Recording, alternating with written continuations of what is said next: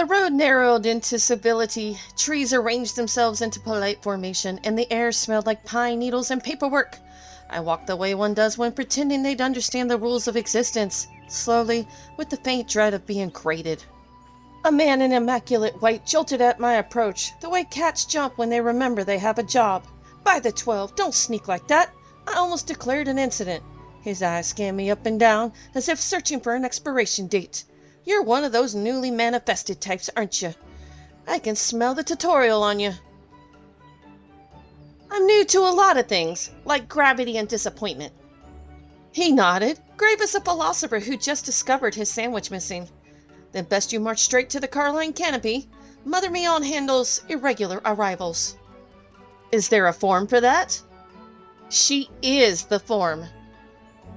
He turned back to his post, muttering the way people pray when they suspect the gods are listening out of spite. I followed the path until the plaza unfolded before me, light widening, the forest giving way to something that thought it was a city. The air changed texture, heavier, fragrant, with sap and regulation.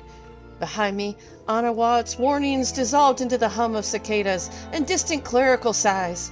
Ahead, sunlight spilled across the clearing in long, obedient rays that made the world look freshly laundered. The path opened into sunlight, and the great crystal stood ahead, gleaming, humming, entirely too smug for something that didn't even have hands. I slowed, breathing in the illusion of freedom. The plaza whispered, "Escape." I took one cautious step toward it, then another. A ripple passed through the air. Reality blinked. A guard appeared from nowhere, posture crisp, expression legally binding. "Step away from the Aetheryte, miss. Registration first, divine enlightenment later." I wasn't gonna touch it. Just animate my way out. You won't even make it to the opening credits. Containment verified, Lahabrea said, chuckling like a man who's had too much power for too long. You really thought you could animate your way out of onboarding? I can hear you. Excellent, then you can hear me laughing.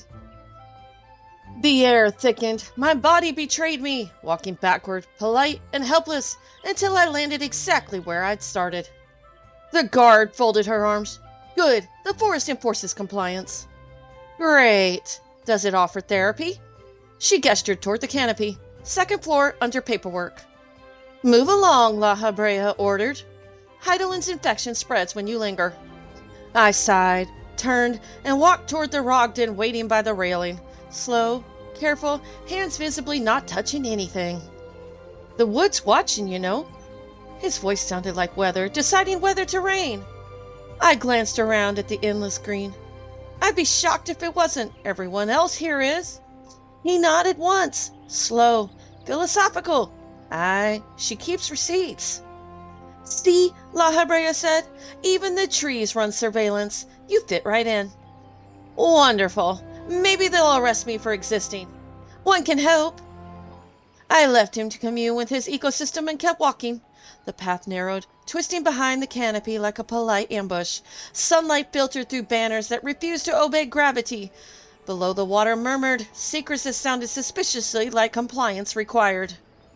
The first soul I met stood by the banister, tall, immaculate, and visibly tired of metaphysics. His nameplate read Aldehard, which sounded like a man who had never once experienced rest. He gave me the once-over that veterans reserve for beginners, equal parts sympathy and disbelief. You can tell a new adventurer by how they breathe. Too much hope in it. The forest will fix that. That's comforting. It's meant to be. Mother Meon will explain the forms. She always does. Bring a pen that doesn't cry.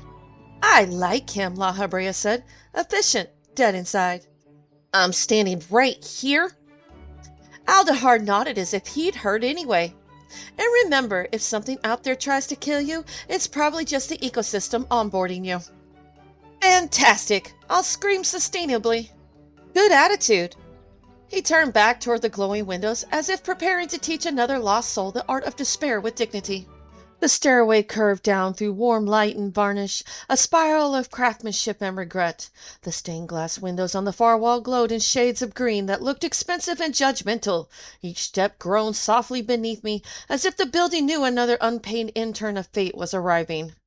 At the bottom, a Lalafell stood on tiptoe, shouting into the void of customer service, "Where in the seven hells is that woman?"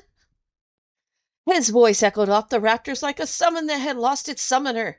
I slowed, because when a stranger yells that loudly indoors, the correct response is to pretend you're part of management.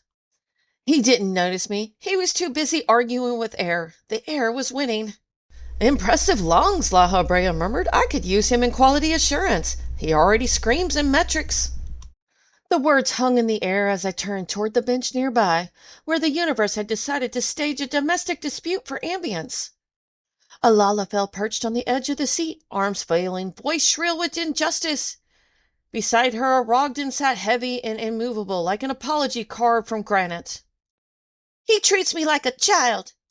"She is a child."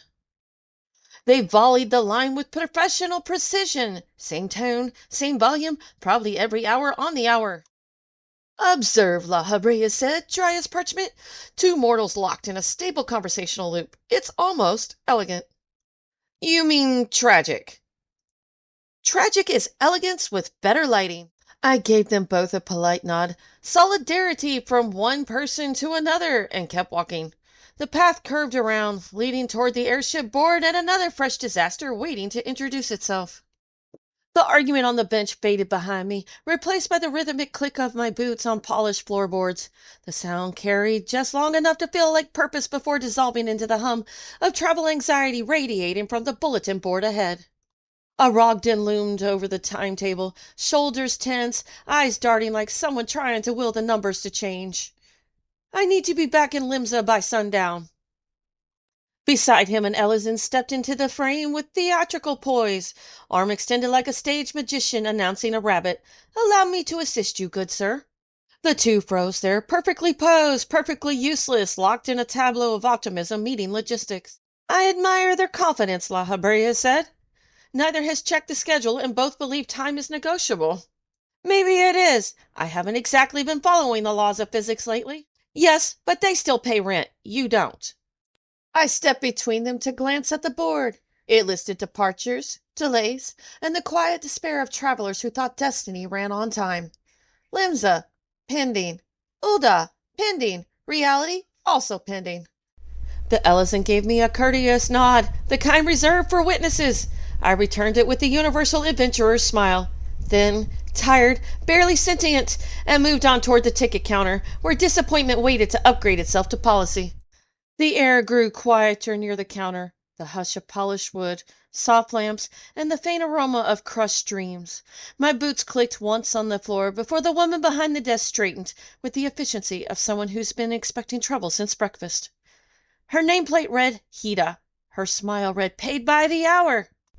"Welcome to the airship landing," she said, voice bright but fragile, the way light bulbs sound before they pop. "Hi, I'd like to leave." Her expression didn't change, but I could feel the policy manual sliding into position behind her eyes. "Destination?" "Any. Pick one." She blinked once. Long, deliberate, the blink of a woman already writing the incident report. "You'll want our ticketing agent for that." I nodded, shuffled sideways, and found him who radiated the kind of elegance that only comes from knowing you're about to ruin someone's day politely. "Purchase passage to Ulda." He tapped something on the counter. The system hummed, lights flickered, and a tiny voice echoed from nowhere. "System response. Access denied. Error 403. User not registered with reality." "Limsa Laminsa?" "System response. Access denied. Error 404. Hope not found." "Gold saucer?" "System response. Access denied. Gambling restrictions in effect." The agent sighed, fingers steepled like a priest performing the last rites of common sense. "Madam, I'm afraid our services are restricted to travelers who legally exist." "Define legally." He hesitated. "Documented, vetted, seen by at least 3 gods and a notary." "See," Lahabrea said, his voice dripping amusement. "Even the airlines recognize your status as a clerical hallucination." "I have money." "In what currency?" The agent cleared his throat. "We also don't accept despair as payment." "Do you take sarcasm?" He smiled, soft and professional. "Only from management." "Is there anywhere I can go?" He gestured toward the far stairs. You can always go talk to Mother Mion. Everyone ends up there eventually. A closed loop, Lahabrea mused. Elegant, inefficient. I turned from the counter, tail flicking in the universal language of bureaucratic surrender. You win, system. Naturally, Lahabrea purred. You're playing on hard mode.